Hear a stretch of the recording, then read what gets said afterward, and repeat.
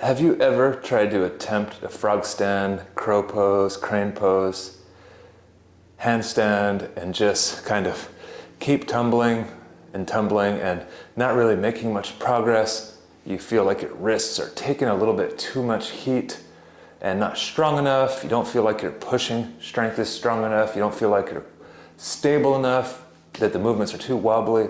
Well, hold on tight, because I've got a great strength, core stability, and mobility routine here for you that will help build you up to be able to get your first frog stand, crow pose, crane pose, and handstand.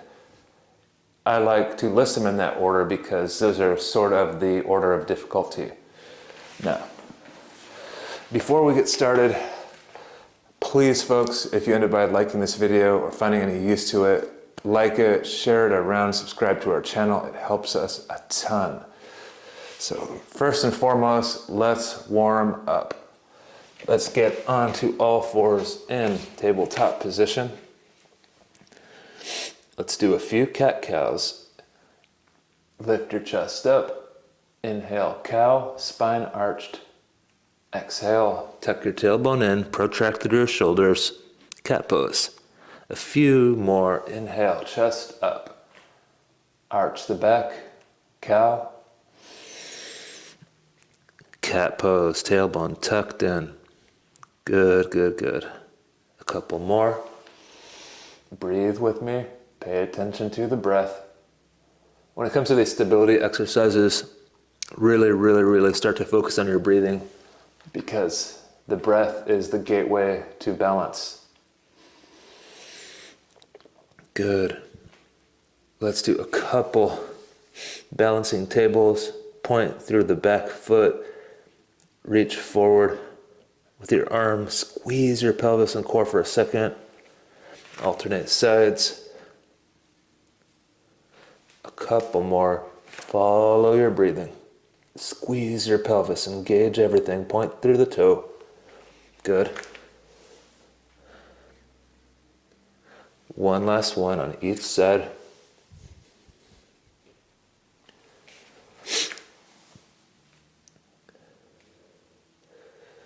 Good deal. Belly down. Cobra. Press through your palms, engage your shoulders. Deep, long breaths. This is just to warm up our spine and get blood flowing to our core. Make your way to seated position with me. Shoulder circles, about 5 backwards, 5 forwards. Wrists, a 3 to 5 second hold on each side and alternate. Wrist flexibility is super important. If you are really working towards any of these hand balancing exercises, stretch your wrists 5 days a week at least and go deeper and deeper with them.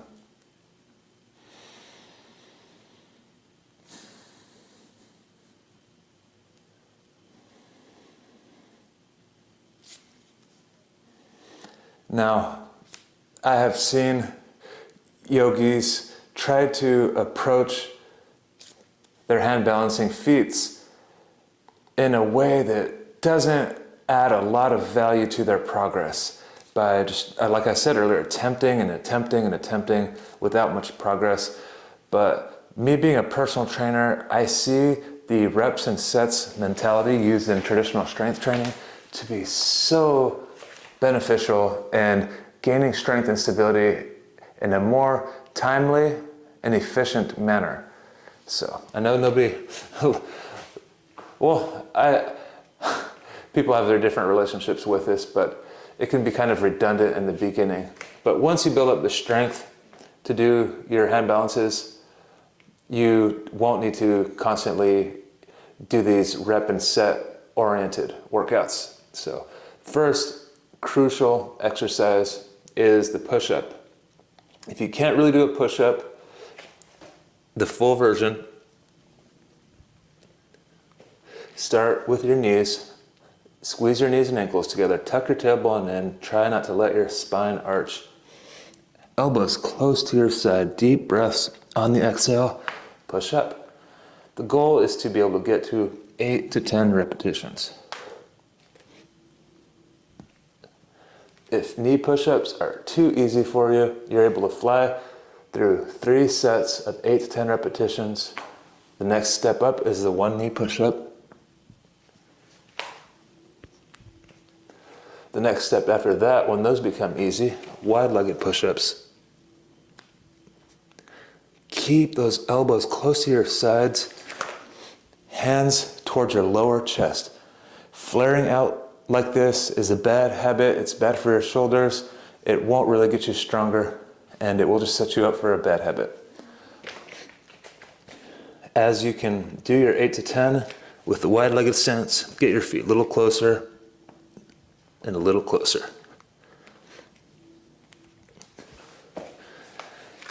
In between each set of these exercises, get plenty of rest. 2 minutes, 3 minutes, 4 minutes if you need. When it comes to strength training, don't rush the rest periods.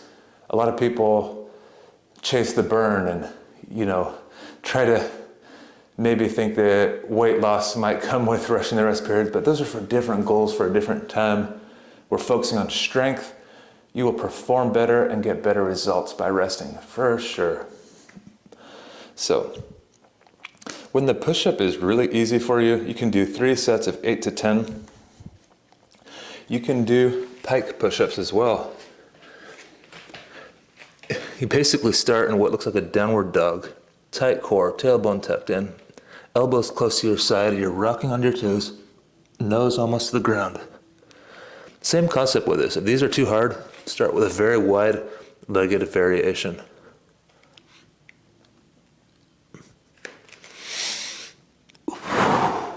Exhale on the difficult part, as always. Once you have the push-ups down, the first style of push-ups, these pike push-ups should come easy. So if you're a master at the normal push-ups, start working the pike push-up variation into your routine until you get very proficient at it. So next, after the hardest strength-inducing exercises is done, we're going to go down the line a bit into a little bit more isolated focus. Another great one I like are the shoulder tap push-up planks. These are really going to strengthen up your shoulders while working on core stability. So huge. With these, it is also helpful to start with a wide-legged variation when you're new at them. Go for 10 to 15 taps on each side. Breathing through it, pressing strongly through your palms and shoulders. 3 sets again is the goal. So, down the isolated line a little bit further, once you're done with those shoulder taps, hollow body holds, as it's called in gymnastics, or low boat in yoga. Point through your toes, tailbone tucked in, shoulders off the mat, palms facing up, shoulders depressed. Follow your breath. And you want to hold this one till about near failure, about 80% of your maximum. You don't need to go to full failure. That one right there requires a little bit less rest in between sets. Rest a minute in between sets.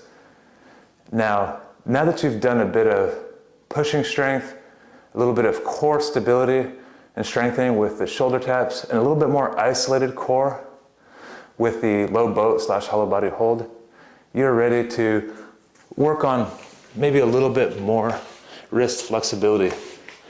You can be in tabletop position. This is one way that I like to work my wrist flexibility. Shoulders protracted, pressing through your palms. Shift your weight forward and pulse with straight extended elbows. Pulse into your comfort zones. You don't want it to hurt, but you're going to feel like your comfort zones are tested. Do 10 to 20 pulses. If it's easy on your knees, start to make your way onto your feet in a push-up plank to up the intensity a little bit. 10 to 20 pulses. Do about 2 sets at the end of your routine. The wrist strength and flexibility is a huge limiting factor with a lot of folks' journey to hand balancing exercises. So, do this workout routine 2 to 3 times a week, even 4 times a week, if you're getting enough rest. Take at least a day, or even 2 if you need, of rest in between each of these workouts. You don't want to come back into them a little bit too sore. You're going to want to get plenty of rest, eat your protein, have your nutrition on point, because we are building during this phase.